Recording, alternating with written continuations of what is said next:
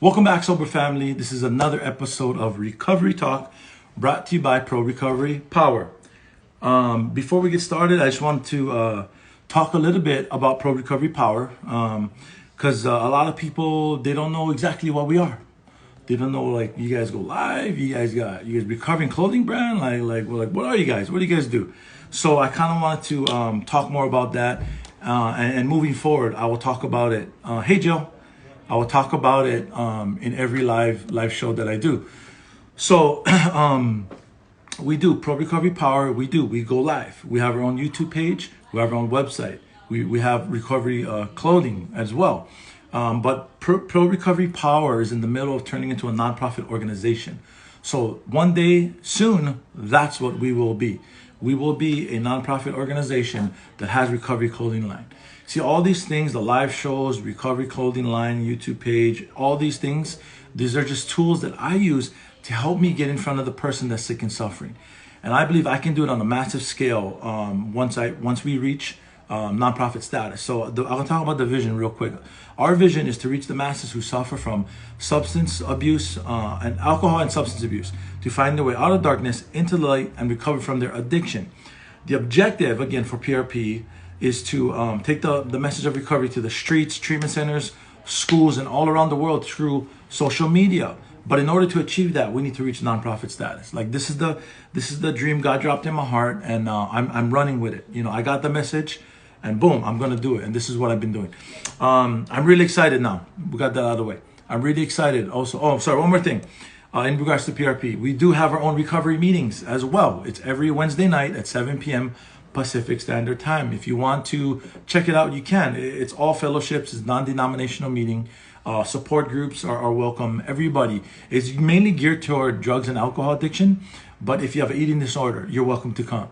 You know, gambling, anything, any kind of addiction, you're more than welcome to join us. So today, I'm really excited. This whole day, this live, the next live, I'm excited about this whole weekend, really. So today I have the pleasure of having on, his name is Leon. He's known as Coach Leon, or Sober Coach Leon. And he's going to be telling his story. He's going to be sharing his experience, strength, and hope with us all. And I'm very, very, very excited to hear it. You know, I talked to him yesterday for a while over the phone. You know, we had so much in common. You know, we're both in recovery, we're both sober, we're both counselors. But he also has been in this field way longer than I have. So he has so much insight. I have learned a lot just by picking his brain for a little bit over the phone, you know, yesterday. But I'm really excited to get him on here.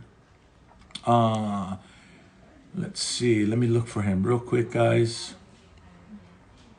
Okay, he's not here yet. But anyways, I can keep talking. It's all good. I went back to Hawaii. A lot of you guys seen I went back to Hawaii for my mom's funeral. And so while I was there, I got to see with my own two eyes how much worse the drug use and the alcohol got in the state of on the Big Island, but especially like the Big Island, but the whole state of Hawaii in general. And you know, it's just so sad to see. You know, these are my people, sick and suffering out there. You know, and there he is. There's Coach Leon. So we'll be getting him on in a second. And one more quick shout out to my man Nick at Team 12. Go check them out. Get your recovery merch. All right, let's get this party started.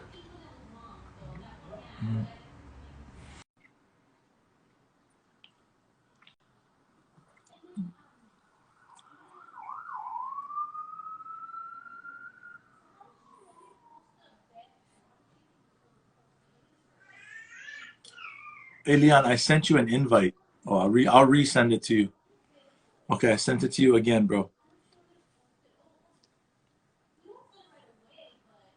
And also, guys, go and check out. Oh, there he is. How What's you up? doing, sir? How's it going? I'm doing good. Hold on, let me switch. Yeah, I was having some technical difficulties with the computer, but we're Uh, good. We're good. all right, on, bro. No worries. It's good to see you and to be able to talk to you now. I know we spoke over the phone yesterday, man, and you know, you dropped some knowledge on me, bro. I really appreciate that, man. Yeah. It's just so cool, man. You know how very similar and like-minded we are, and you know, it's the kind of people I surround myself with, man. Like, dang, you Yeah. know. I Yeah. hear, and I really want to say first, I appreciate you from allowing me to come on your platform.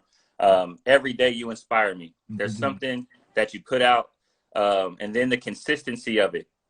You're not here for the glamour and the glitz of it all, and Mhm. and trying to be holier than thou or higher up, but you're really trying to help your people, man. And I really commend you. It keeps me motivated every day to know that there's brothers like you out there, in the struggle with us, trudging together. Yeah. Hey, thank you so much, man. I really appreciate that. I mean, God gets all the glory. I'm just his vessel. I'm just like his little soldier here. He'll Right, direct me, and I just go, just point me, boom, I'm gone. But right, like, of course, I gotta be willing. I was unwilling to do it God's way all the way up until I was 33 years old, really. So right. I had a lot of practice in running in my own self-will, Well, and nothing good ever came out of it. But anyways, man, I really appreciate you, taking time to come and share your experience, strength, and hope with us. Before we get started, um, I just want to ask you a few questions. So the first one is, how long have you been sober? April 18th made 5 years. Oh, dang. Congratulations, bro. Yeah, man. That's exciting. And Appreciate it. then where are you from? I'm from Los Angeles, Okay. All right. California now, but born in Los Angeles. Did a lot of growing up in Oxnard, a little bit up north, Uh-huh. California, and then moved back when I was in high school. All right. All Yeah. right. Cool. And last question before we get into your story is what was excuse me, what was your choice in drink and or drug if that was the case? Alcohol, strictly. Uh, Yeah. I couldn't do anything else. Weed made me paranoid. Hmm. I was fortunate enough to not get into anything else because I have an addictive personality. So, Hmm. but the alcohol was enough. You know what I'm Yeah, saying? yeah, yeah. Oh yeah. Other stuff when I was drinking, but I would drink 87 unleaded if you put it in a cup. Yeah. Oh my goodness. I understand and can relate to that one. Okay, okay, bro. Well, at this time, I'll give you the floor to tell us your story. All right. Hey, I appreciate you, man. My name is Leon. I go by Coach Leon. I am, like I said, I am 5 years sober. Um, Seems like the light was going out. Sorry about that. Oh, no worries. Okay. So yeah, I grew up in LA, like I said, single mom, did everything she could to keep us on point. We didn't go without anything. She had lots of parties, lots of friends, lots of, Hmm. so there was a big community of family. There was no father around, but I didn't really see that because a lot of people fill that void. Hmm. About age 5, I'll start there. About age 5, my mother was letting me get babysat by one of her friends. Hmm. Um, and she lived up the street, so she would babysit sometimes, and I would see her sometimes. But she taught me how to kiss, make out, different stuff like that. So Hmm. that was the first start of the beginning. I didn't know that Right. back then. I, Hmm. but that was the beginning. That's where I learned how to manipulate. That's when my thoughts were a bit warped. I learned how to keep secrets. I learned more things than a 5 or 6 year old should know. Hmm. And that's where my codependency started. Right. Uh, because I would, instead of playing with my friends on the block, I would ride my bike down the street, just to see if I can see her in the driveway or see if I can see her from the window. While Hmm. everybody else were playing, that kind of was what my thought process was. Um, so, it was worse because some people said, you're lucky, you got experience from a grown woman. But the thing about it was, when I would see her and I would try to engage, she would say, "Hey, watch out, move me out the way." Then when she see I was sad, she would say, "Oh, I'm just playing." So there was even an emotional tug and Uh, manipulation going on at such a young age, and that's why I say kind of the codependency started. hmm. This I learned to keep secrets. From what I was told I would be taken away. My mom would get in trouble. She would get in trouble. So, men don't tell. So that's kind of how it went on until we moved to Oxnard, California. Hmm. Um, I played sports, highly good at basketball, and I wrestled. Again, single mom, so she worked a lot. So I took care of my little brother and sister. Nothing out the ordinary. I thought it was normal life. Again, she had friends. And, she would have parties. We still had a community. But by this time, age 8, 9, 10, I was full blown in understanding sexual acts. But, I didn't become a predator. I just learned how to keep secret, and the acts were put upon myself, watching pornography, magazines. And I'll tell you how that spirit works, because I was trapped in that spirit, and I was out playing with my friends. But you know how you have adventures and you're in your friends' backyards and their garages, and I would always run across these adult magazines. No matter, I could be walking up the alley and it'll be a couple of them laying by the dumpster. So it's like, even if I wasn't consciously thinking about it, that spirit was being fed. So I learned how to keep those secrets while people were playing. Hey man, I'll be right back. I'm gonna use the bathroom, and I'll go home and do that and come. So, that continued on, junior high, high school, still good at sports, good grades, normal kid on the outside, but there were definitely some codependency. I really, wanted to have girlfriends at a young age. I was dependent on that growing up. I saw a lot of drinking. I saw a lot of smoking. That was something that was against everything that I wanted to do. I knew when I grew up, I would never touch it. I saw the behaviors, how they changed. I saw so many fights. I have relatives that, smoke crack, and they would break into our house and steal everything. So I was totally against any type of drugs, cigarettes, anything like that. Fast forward, high school, my mom says, hey, my job's closing down. We're moving back to LA. Now, I play sports. I was really into the sports a lot, and I definitely didn't want to leave, but we moved back. So back in LA, I don't really have any foundation there. I don't know anybody. So the thing that I fed on the most was the only thing that I knew, and that was the pornography and that's kind of what continued to feed me and keep me at ease during those times. And I had friends in high school that would smoke, drink. I never ditched school. That was none of my plans at all, period. So still in high school, I started dibbling in music and meeting friends. I went to a performing arts school, so everything was pretty legit. I graduated high school, and I had my first beer. I don't know if you ever heard it, but people say the first time they didn't get drunk. I didn't. It didn't seem like anything. I did it as a celebratory thing. I graduated. I didn't think about what happened in my family, any type of predisposition, or I didn't even know that existed. I had no education on the matter those times. Smoked a little weed, and nothing happened. So I didn't trip about it. About a year later, doing music, we got signed to this independent label, and they gave us a bunch of cash. Just turned 18, almost 19 years old. Think we're going to be celebrities, so we're popping bottles. Now, when I drank that time, I felt it. It was like everything that I had been pinned up inside of me, the fear, the anxiety, the codependency, the resentments, and everything that I had been burying all that time subsided. It was that momentary sense of relief. You know what I'm saying? That over me. And also, I was relaxed. So the young ladies that I might typically be scared to talk to, we began to engage in cool conversations. And I'm like, man, this is what I've been missing. I'm able to talk to guys and not feel intimidated or insecure. And so I thought that I had found the magic potion, So my drinking didn't start because I was trying to intentionally suppress something or somebody convinced me. I thought, all the things I had been through in my life, had passed. I'm grown now. So, I've outgrown them, not knowing that there is some intrinsic work that needs to take place in order to kind of take care of those situations.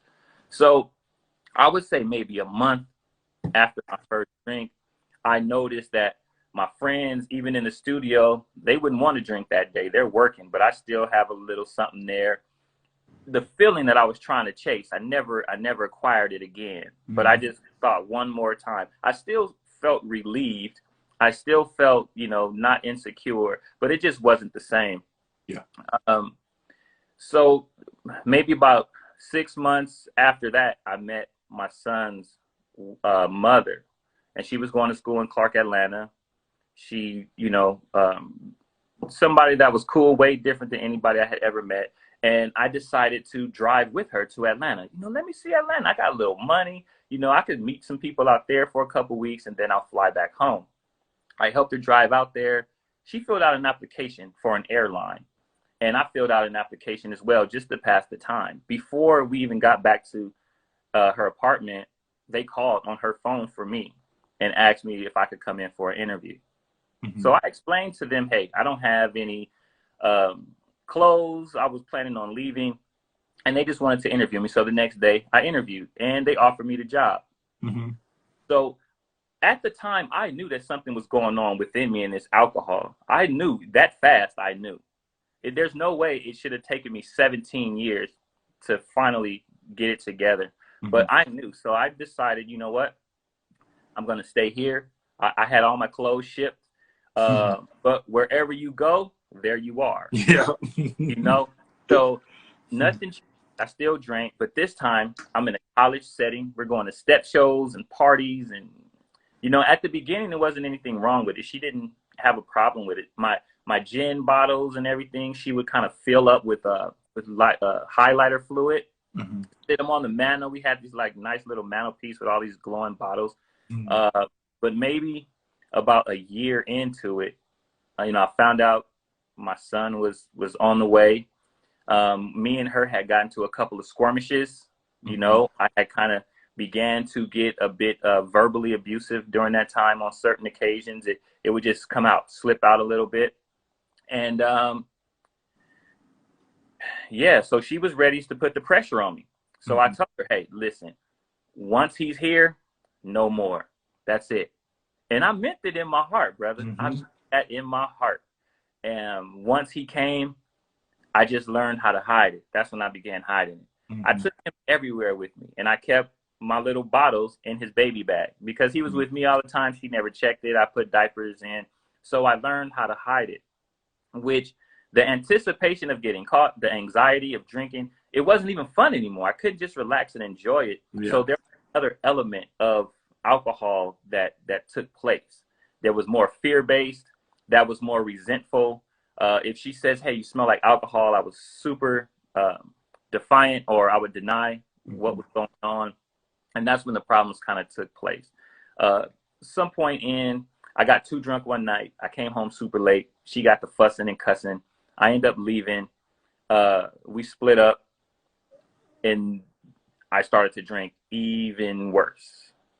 Even worse. I'm mm-hmm. talking about I went full throttle. I was working as an aircraft mechanic, right, for an airline. Mm-hmm. So when the aircraft was deemed unairworthy, I would have to tow it to the boneyard. We call it the boneyard, right? On these airplanes, they have the little liquor kits, but the small. Oh, it was amazing when those planes would be down and I could go ahead and ride out because I would strip the liquor kits. Mm-hmm. So at home I had a whole dresser full of bottles of just this liquor. So I wasn't even able to just drink at home anymore. Mm-hmm. It was strictly all day, every day, whenever I could. Until one day, it was New Year's Eve, 2004. I had partied a little bit, and I was late for work. And being late for work, I had already been messing up due to alcohol. They smelled it on me. They went and got me tested, and I lost my job. Oh. So I still had flight benefits for a little while. So I flew back to LA. But guess what? Wherever you go, far. So there was no switching of demographics, or I'm not drinking liquor anymore. I'll just do beer, do wine, just how it says. Mm-hmm. Nothing worked. But I felt going back to LA, fresh start again. Although I was leaving my son behind, in my mind, I had convinced myself I would be able to see him. Matter of fact, I went back maybe 30 days later and got him for a couple months. And that way, so she can get everything set up that she needed, because I was no longer going to be there to kind of do that half and half deal. And now this is where I started to depend on the alcohol, the guilt, the shame of losing my job, the embarrassment of not being married anymore. Divorce papers came to the house shortly thereafter. You know, everybody had been bragging on me. Oh, he's doing good. He's in Atlanta. He's married and he's doing X, Y, Z. So now I'm back to face the music, knowing who was to blame. But you let me tell the story. Oh, she did X, Y, Z. She did this, you know, so I minimized everything that I did. From that point on, every job that I got fired from due to alcoholism. There was not one job that I just left or I transferred, or, you know, there was even a couple of jobs that they said, you know, you do really good work. We know that you're a functioning alcoholic, whatever functioning alcoholic is, Yeah. so, but that's what they use. But just try to tone it down. Use some gum, you know. And so I was even given passes at work on certain instances, and I could just not keep it under control. You know, it talks about even when something is going to be in your benefit, something's coming up that will benefit me, I could not get it together. Yeah. There were a couple of celebrities, I'll say, that was interested in my music, because I still was doing music during this time. And everyone that I was involved with said, listen, wait till after the show before you drink, man. Just wait till after. I couldn't do it. I get on the stage, I'm sloppy, I forget my lyrics, I start freestyling, and nothing makes sense. The beat stops, and I'm still rapping. I just made a fool of myself. You know, that incomprehensible demoralization of how did I do it again? I just told myself at 2 p.m. that I wasn't going to do it anymore, and now here I am at 10 p.m. in the same situation, just embarrassed. So I would continue to step on myself, and then be embarrassed by it and feel guilty by it and be down by it. And the alcohol no longer worked anymore. It no longer pressed anything. It no longer gave me a sense or a moment of ease or anything of that nature. All of the turmoil that I had buried came to the surface. You know, like at cemeteries or places where people are buried and it floods, how everybody just floats to the top. That's kind of how it was with all of the spirits that I had buried inside of me. It was a really bad situation, you know, and now I understand when you go to restaurants and they say, we have a wide variety of spirits to offer you. Yeah. Because once that spirit gets in you, I used to call her Betty. That was her name, the spirit that, and we had a tumultuous relationship. So that's what it was. I would lash out at everybody. I was losing jobs. All the people closest to me, it was tough love, but, you know, they were the kind of people like, you know, you ain't shit. You need to get your... It wasn't like go to treatment. I never knew about treatment. It was like, you know, you need to stop. And so when I would get, you know, I'd be inebriated and I'd talk to people and say, man, this happened to me as a kid. She used to do this to me and I was molested, and I would see violence and I would talk to people about it, and they would say, hey, man, you need to get over it. You need to get over it. You're grown now. And, you know, at the time I was thinking, you know, I really do need to get over it. I didn't understand, although I'm an adult in age, mentally, emotionally, I was still stagnant in those places back there. I was still 12, 13 years old emotionally and mentally. And it wasn't until I went into treatment that I understood how to process, how to go back and kind of sort some things out, clear up some of this wreckage, take accountability for the things that I did, and also forgive those that, you know, trespassed against me, so to speak. And, you know, I had to figure out the apology is the one not given. You know, there were some people that had kind of violated me that I was never going to get that apology from, and I had to be okay with that. Matter of fact, maybe a year before I went into treatment, I was invited to a birthday party, and it was the sister of the young lady who used to, you know, molest me. Yeah. You know, I told her I would pass by. She said, yeah, you should come by, da-da-da. So she didn't know about any of this growing up. She was young like I was.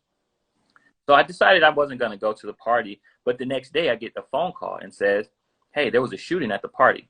So I went around to check on the moms and everybody, and come to find out the young lady who invited me to the party and her sister, the woman in question, were both murdered at the by the stepfather. So some people say, oh, she got what she deserved, and that's not, I don't, you know, for me, momentarily, it was like, I will never be able to talk to her about it. You know, now that I'm an adult, and I just wanted to kind of see what all that was about, and just let her know how it altered my life, and I never would get that opportunity. So that's how I felt at first. It wasn't like I'm glad it happened to her. Right. But 2015, I was working at LA Fitness, and the same day they were giving me the paperwork because they wanted me to operate 3 different gyms, because I always been a really good worker. Mm-hmm. They called me in the office to sign paperwork and tell me what these new assignments were going to be, the pay raise and everything, and they smelled alcohol on me. So with them smelling the alcohol, they asked for the key. We're trying to figure out what we're going to do. By the time I got home, they said, we're going to separate from you. Okay. Oh. So that put me in a tailspin. Here again, there I am losing it one more time. And the young lady I was staying with, I decided I don't want to be with her anymore either. I'm out of here. Mm-hmm. So from that point on, I was on the streets. I was in winter shelters. I was down on 5th and Crocker at Skid Row downtown. Mm-hmm. During this time, all of this, I'm leaving out the fact that I was going to jail maybe once every other month, sometimes twice in a month. Yeah. Somebody from the precinct they knew who I was. Mm-hmm. And I had some homeless stints in between those times too. But this time I was committed to Skid Row. I was down there. I was going to drink. Luckily for me, people who were doing more, when they would go ahead and light up or snort or whatever, they would say, hey, man, I'm going to hit the corner real quick. And they wouldn't do it in front of me. I don't know why, but that's just how God protected me. Mm-hmm. Never offered me anything. They knew that I was a drinker, and that's kind of how it was. One day, I woke up, I'm on 5th and Crocker, and this old man comes up to me. I tell people this, and they think I'm crazy. This old man come up to me, and he said, hey, man, I'm going to rehab. And I said, what you mean rehab? I'm thinking rehabilitation, legs, shoulders, Mm-hmm. something like that. And he said, man, I'm tired of this shit, being on these streets, man. I got to do something with myself. So he said he was headed there right during that time. And I said, where are you going? He said, Watts. There's a place in Watts I'm going to.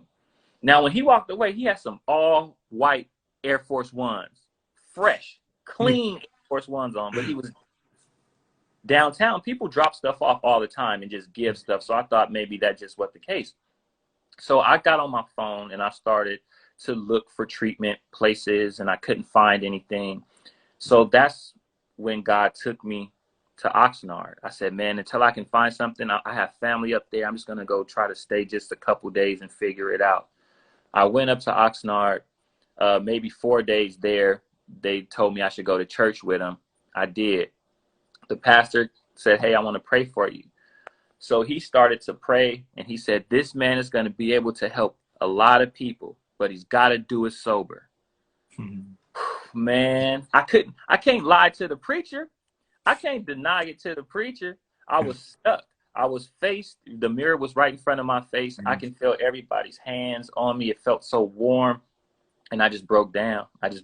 Man. That was the best cry I ever had. It was the cries of a 5-year-old. It was the cries of a 10-year-old. It was the cries of a 15-year-old. And it all just came rushing out at once. And it was so cleansing. It was like a healing process, man, that just really did something to my spirit. So I was definitely dedicated at that point to whatever needed to take place. I was going to be a willing participant in my own recovery and doing what I needed to do to get better. So I said, God, wherever you take me, wherever you send me, I'll go. I'm not going to fight it. I'm not going to play. I'm going to go. So something told me just get on the train, head back to LA. Now, I did not know where I was going. I was homeless. I didn't know where I was going to go. I had nowhere. So on this train, I'm telling you, man, it was the most relaxing ride ever. It just felt so comfortable. The scenery on the way back. It seemed like my phone didn't lose charge. I still had drink with me. I still had it, but I didn't feel the need to guzzle. I was just like, just in case I do need it, I'm going to keep it here with me. And I just started calling while I was on the train. Places were saying $30,000, $20,000 a month. And I still didn't lose hope. I said, something's going to happen. So this one number I called, Brown Scapular. I called, and there was an older gentleman on the phone. Hello, how can I help you? So I tell him I need treatment. I pour my heart out to him. He said, yeah, sounds like you need treatment. He asked me, was I on general relief? And I wasn't. So he said, you go get on general relief, and you can come in. We'll give you a bed. Man, talk about happy. So I knew I needed somewhere to be for the day. I called one of my friends, my boy Amaru, in case he sees this. I love you, my brother. I hadn't seen him in a long time. He's seen the sober Leon. He's seen the drunk, and he's seen the disappeared Leon. Well, he didn't see. I called him. I told him my story, what was going on, that I was going to treatment. He said, hey, man, come stay here for the night so you can be safe. Man. So he gave me the bed, his let-out couch that night. That morning, I went and got on GR, and then I went into treatment. I'm talking about gung-ho. Gung-ho. I was ready. I was feeling good. You know, God had showed me where I needed to be. I had a roof over my head, meals. They were going to show me how to get off this drink. And I was ready. So that night, you know, there was 4 to a room. It was time to go to bed. Once the door closed, everybody started pulling out foil, pulling out bottles, I said, what? So it's about learning how to hide it. It's not even about stopping. So that kind of just threw everything out the window. I had forgot what I promised God. I forgot what he had shown me. Everything was out the window in that instance because I have an addictive behavior. You know, all bets are off. And I said, you know what? Okay, so I'm going to start getting down too. Now, about 2 days later, guys all pitched in. They went, snuck out, got some drink because this was a residential facility, but they were able to have passes and go take care of like dentist appointments, XYZ. So we're all drinking. And the next day there was a fight. Everybody in the house got tested. Everybody was clean, except 2. This guy tested positive, right? So they put me on a 2-week restriction blackout period. After the blackout period, I needed to go take care of something at the GR building. And so I had an escort this time. The escort said, hey, man, I'm going to see my girl, bruh. Just meet me back here at 4 o'clock, man. And I said, all right, cool. I went to the store. But this time I thought I was being smart. And I went all the way down in this alley, way back in the alley. And I took down a couple shots. And I made it home. Everything was cool. Nobody said anything. A H&I panel came, Cocaine Anonymous. And this is why I became a GSR for Cocaine Anonymous for a while, for 2 years because of what happened. After the H&I panel had came and they let some of us speak. So I'm up there. Yeah, I got caught drinking before, but I feel so much better now. I'm going to do good. I'm going to make it happen. And the H&I panel was over. Everybody was putting the chairs up. And the gentleman who was running it walked up to me and said, hey, I saw you in that alley today. Oh, man. My heart hit my feet. I didn't know what was going on. He didn't tell. He just said, I saw you. So that put a lot of resentment and anger inside of me. You know, I was mad that I got caught. Everybody else is getting away with this stuff, but I continuously to get caught. I didn't understand God doesn't want me to cut corners. What might be good for someone else or look good for someone else is not my portion. That is not what I'm supposed to be doing. When that pastor prayed and said that I would be able to help people, but I got to do it sober. That's that's the prophecy. So that's what needs to be fulfilled. Now, what I thought was, you know what? I'm out of here. So I cut the GR card because you had to be on GR. So I cut it off so they couldn't get the funds because the funds were coming the next day. And I packed my stuff and I left early in the morning. Now I was about to make a dynasty with $200 in food stamps and $189 in GR, right? So I get to the bus stop, I get my card, and across the street was a liquor store. I tell you the truth, it was daylight, but the liquor store lights were flashing. I don't know how in my head or for me, I see the lights flashing. So I didn't think, don't drink, take care of your business. I went across the street and got a couple. I downed them. In my head, I was thinking, I could do it free now. I'm not going to be worried. By the time those were done, phenomenon of craving. Yeah. I ran across the street, grabbed 2 more. Almost was about to take a 3rd trip until the bus came. Now, I still to this day do not remember what motel I stayed at. I don't remember where I put my clothes. I have no idea. I just know that I went on a binge for about 8 days. Mm-hmm. Now, I finally woke up. I had a big bruise on the side of my face. I had lost my cell phone.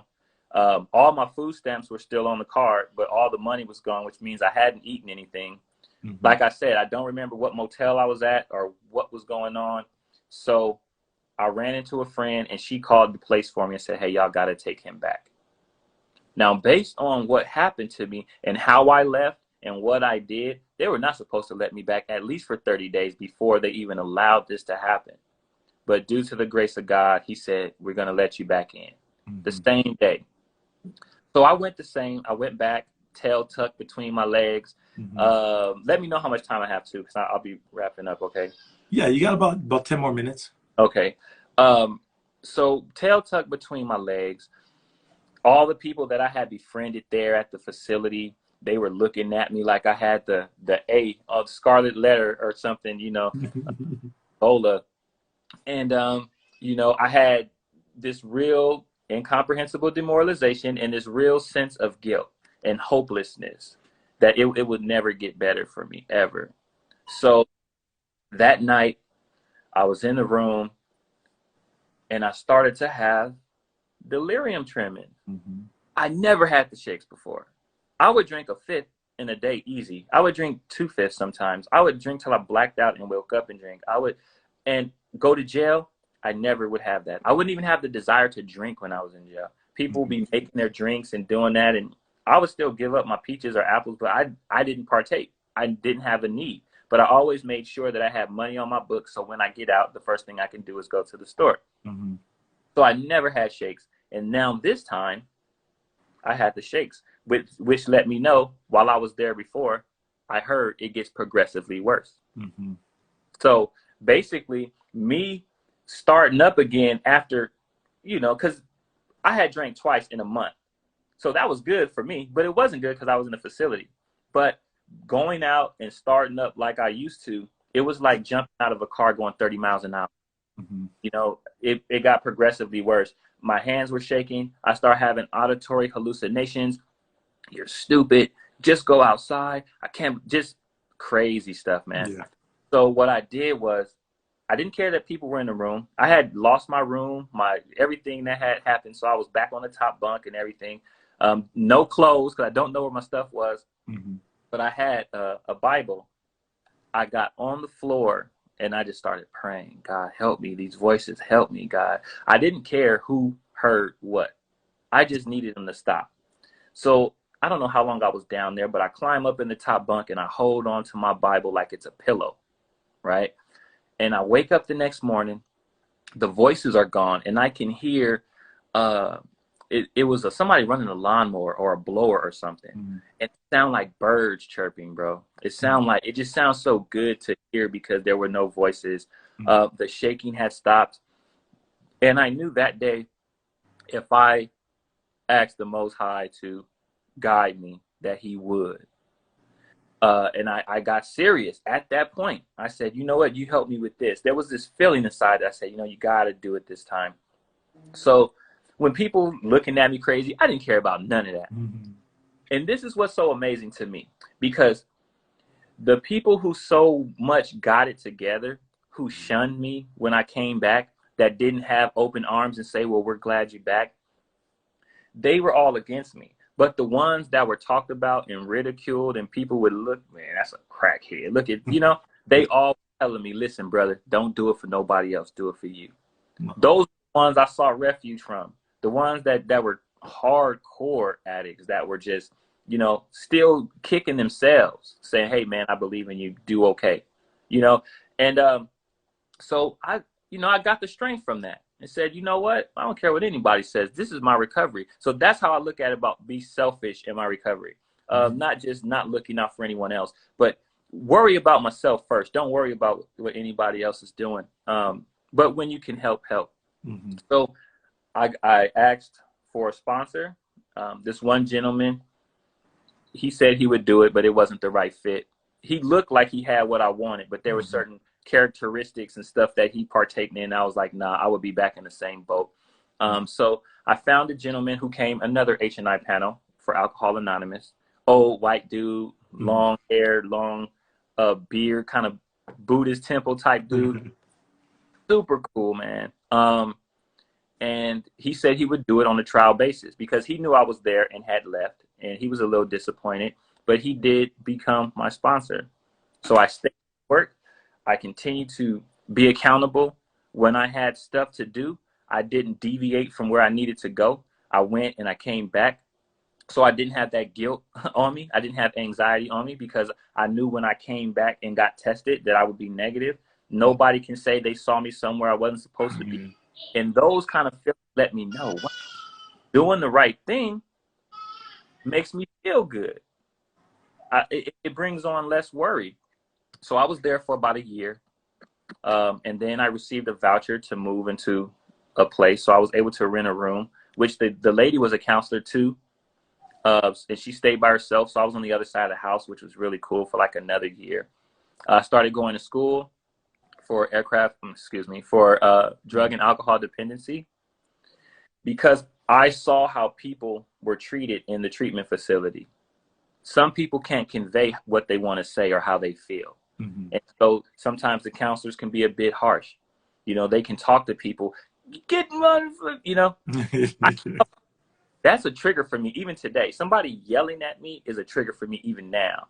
That's just something I've been trying to process for 5 years, and I think I just have to come to grips with. I just don't like when people yell at me. So I went to school, started working maybe a year and a half later at an outpatient facility, and they just threw me in, man. They just threw me in.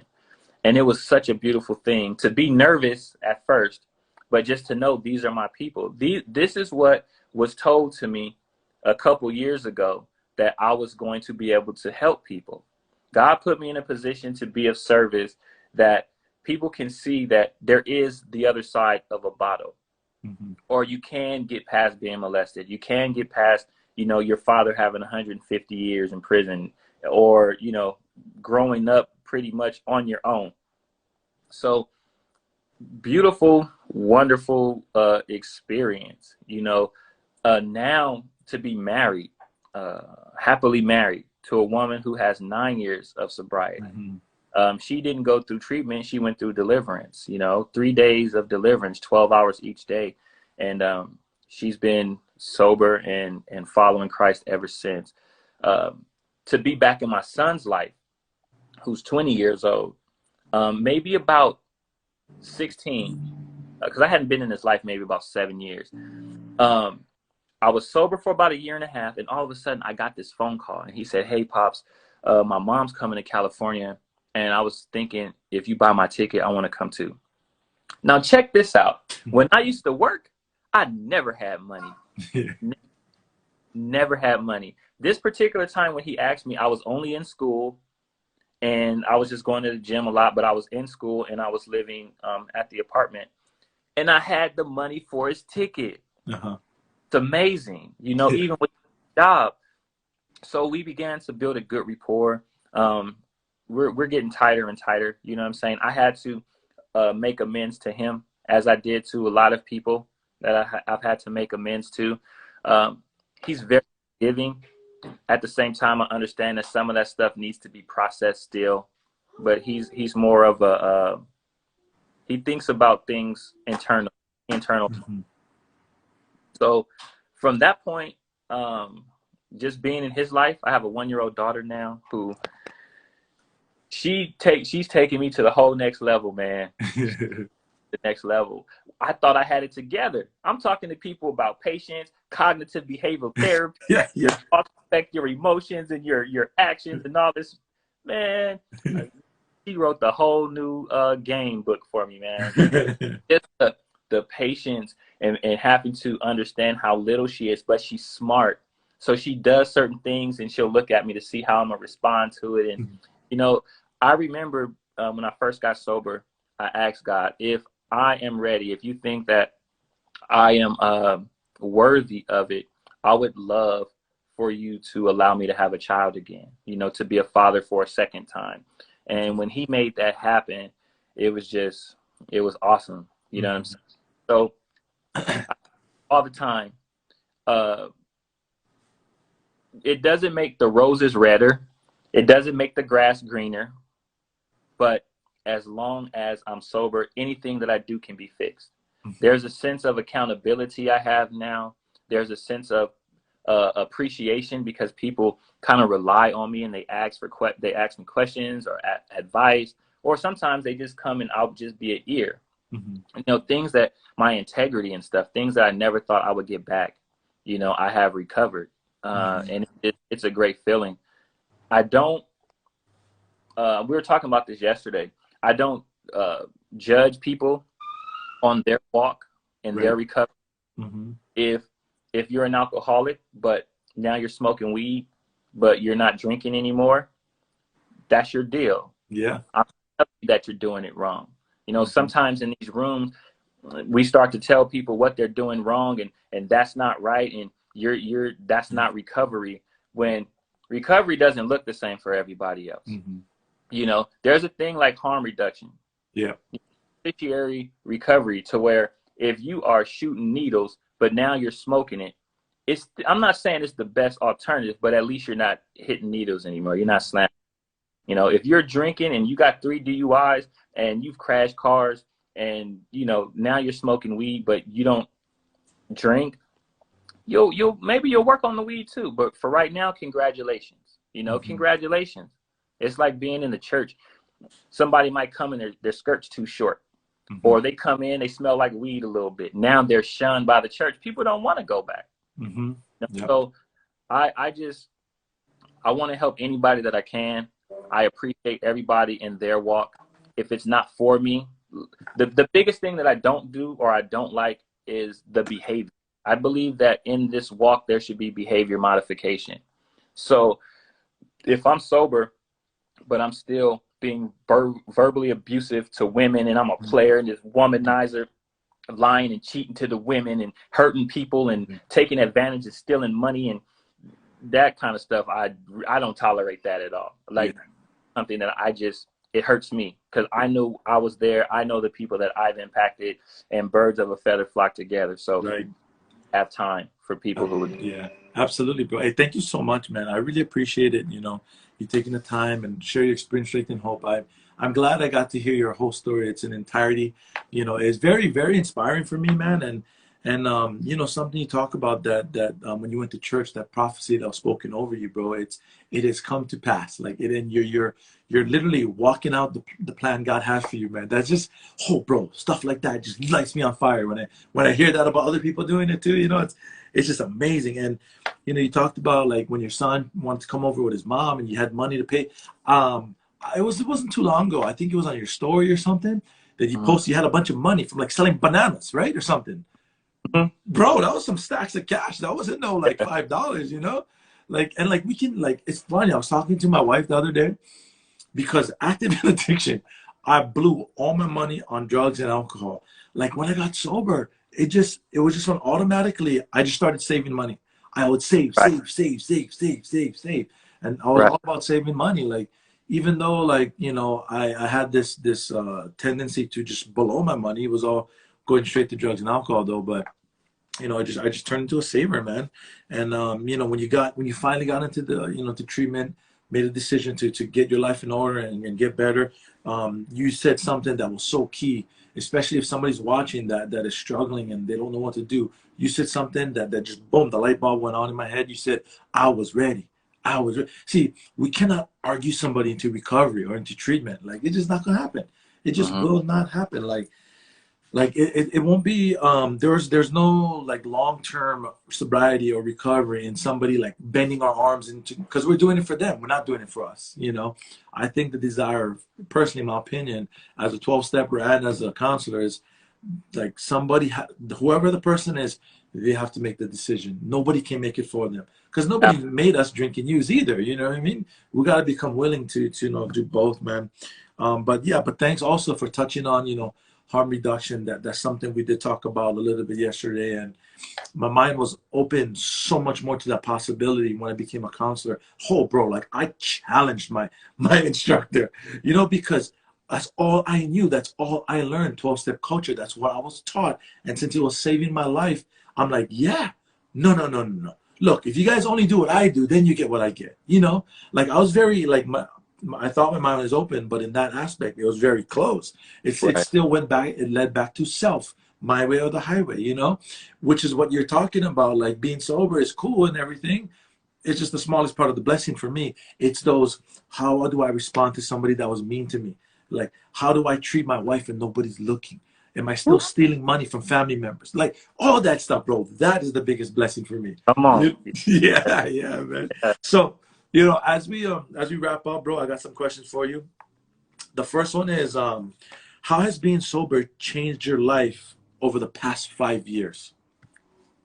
I think mostly the integrity I got back, and to be dependable to others, to be able to be of service and be, needed. I believe that it's supposed to be used. I believe that. I mean, if you can't be used, then you're useless. Right. Now, it's different from being misused, or mistreated, but that's the biggest thing now, that I am being used for God's will, and I'm able to function as a normal or functioning human being. Where it really is to have a great family, supportive family. I've been trying music for like months, and my wife is like so disappointed when I say it. She keeps me going and keeps me motivated. So just to have somebody in my corner now, people that believe in me, I think is a big one. And to be in my son's life too. I love Absolutely. him. His life is the bomb. Yeah. Just like what you just described there, like thinking of my own personal story, like all those everything you just described, that's what I was searching for in the drugs, in the drink, in relationships, all that like, and I experienced what you're talking about on the other side of the fence, being in recovery now. It's great, man. It's such a better way of living. Now, this next question is okay, is there anything you miss about drinking? I know it kind of seems like an obvious one, but is there any? I'm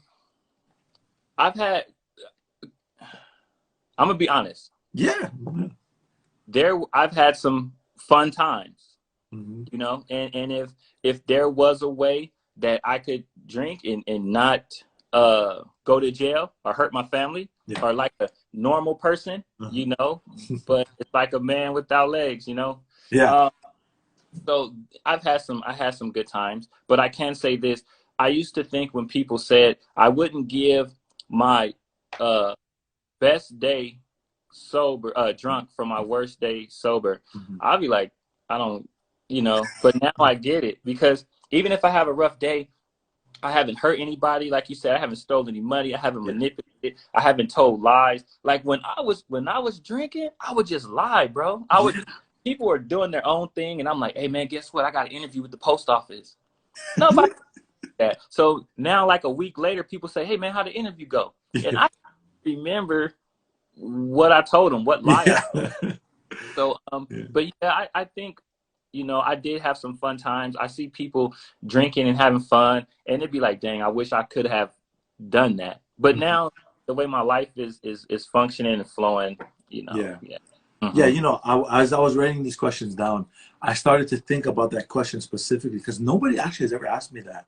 So as I'm writing it down, prepping for this, I started to think to myself, and I started to get honest. And for me, there are, it's very far and few in between, but there have been times where I'm with, I don't know, family doing special occasions. I could be back home in Hawaii, was at a wedding, where I miss drinking.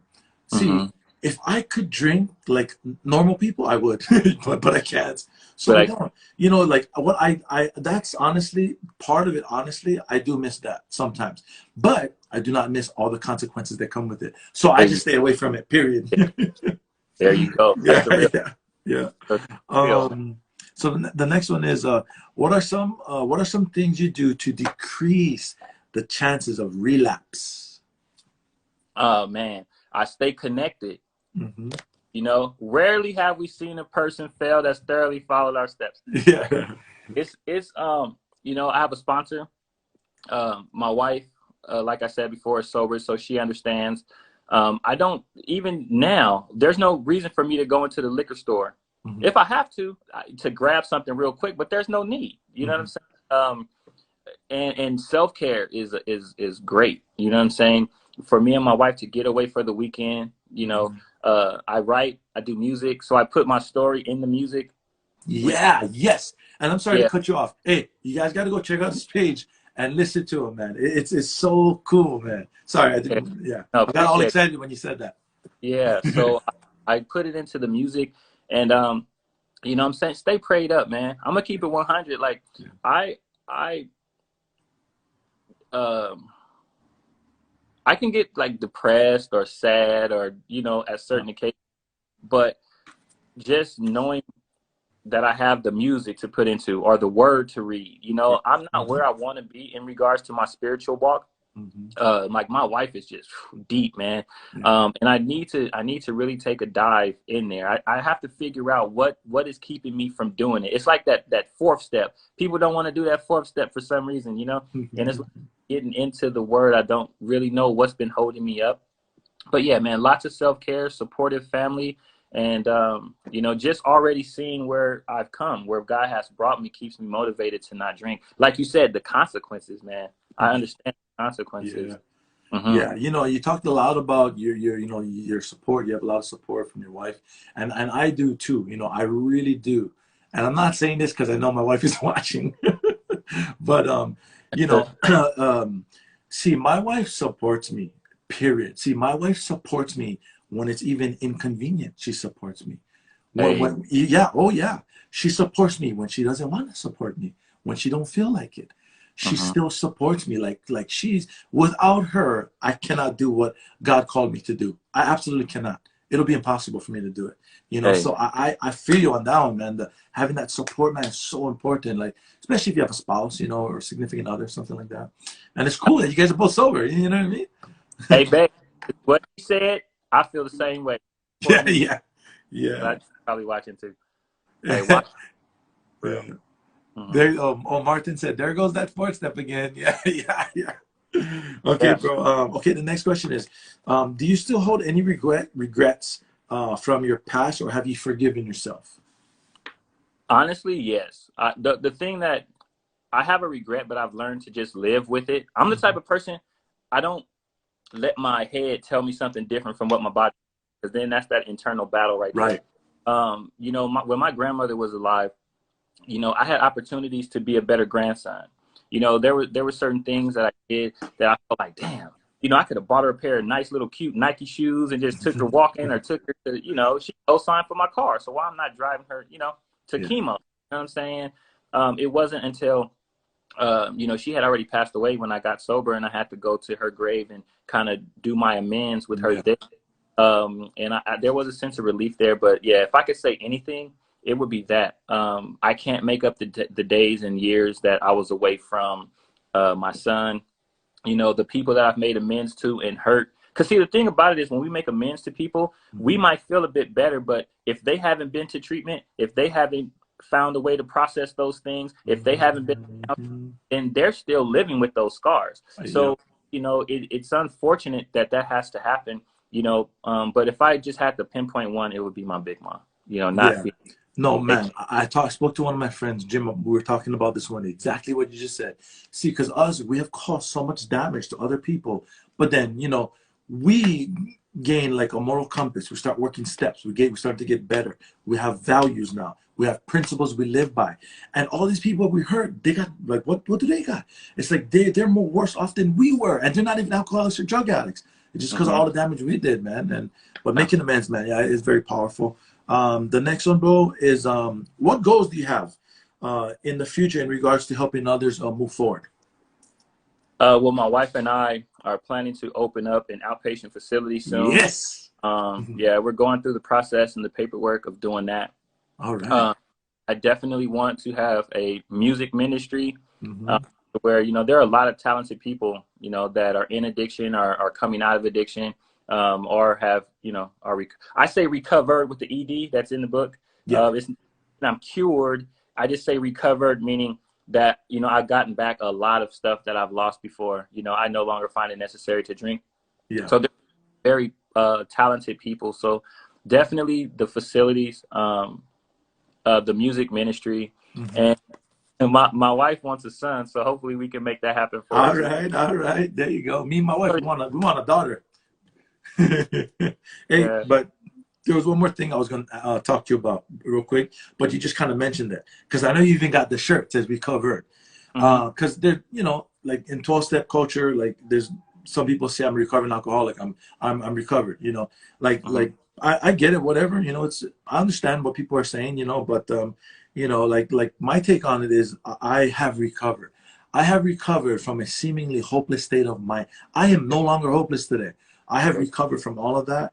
I you have go. gained my sanity back because I was so I like, and this is not an exaggeration. I was literally insane, like literally, like the things I did and like legit, you know. But that's so cool, bro. I gotta get one of those shirts too. Yeah, Recovered.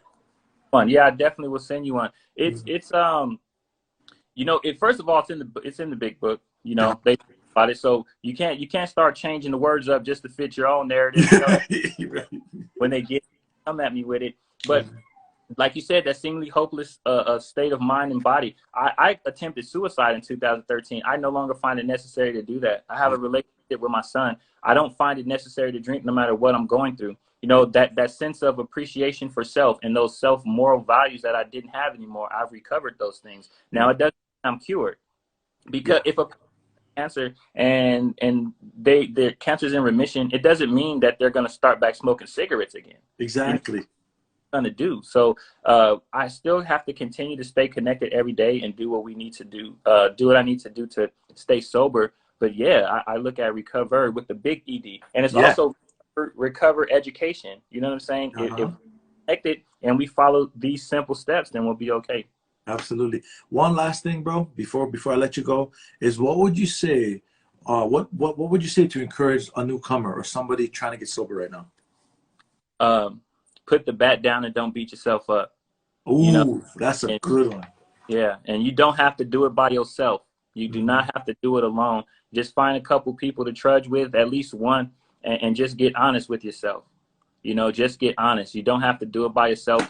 Whatever you did yesterday, that's not you. You're Hmm. a new creation. You're on this side of the earth today, so you're able to make new moves. You know, and most importantly, don't expect people to be happy for you.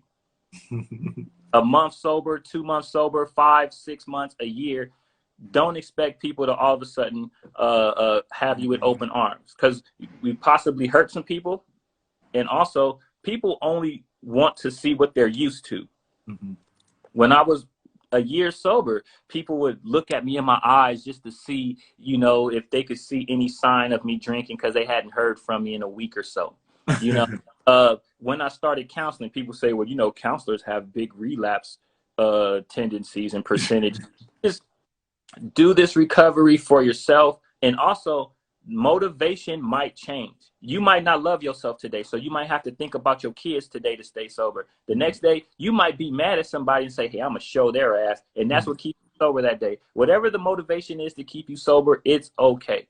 You know, pretty much those things right there, man. Yeah, all right on, man. That's some good words of encouragement. You know, it's especially that first one, bro. Like, put the bat down and stop beating yourself up, man. That one is, you know, because from what I seen, like I had a certain amount of hate for myself, you Mm-hmm. know, and you know, like the forces that were working against me, they just stopped working. I was just doing everything to myself already.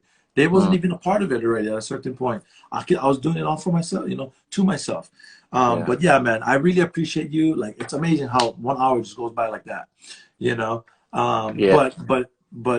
Leon, in the future, I would like to have you back on because as you see, I'm gonna go live again at 3. So now there's gonna be me and 3 other people. So we're gonna be, you know, discussing different topics, and I would love to get you on there, bro. Me, I have some people in mind, but I'll keep in touch with you because those I want to do at least once a month. Go live with 3 other people and myself, at least once a month, and I definitely want to get you on there, man. You know, because Absolutely. there's more Definitely. things I wanted to talk about, but you know, time didn't permit, and you know, like as far as being a counselor and things like that, and your take on different things and stuff like that. But anyways, man, you have a very powerful story, man. I really appreciate you, you know, agreeing to do this, man. And I really look forward to really developing a relationship and a friendship with you, you know, because you're like right down the road, you know what I mean? I can go Yeah, drive down to absolutely. Long Beach, like no problem, you know?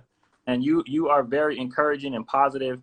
I love your story and the transparency. There have been some things that have taken place in your life recently, and you have shown a person that no matter the adversity, you can still remain sober. Yeah. You can continue to tell your story and inspire others and show strength. Not just talk about strength, but you have actually shown it and exercised it, man. So you're always Yeah. motivated.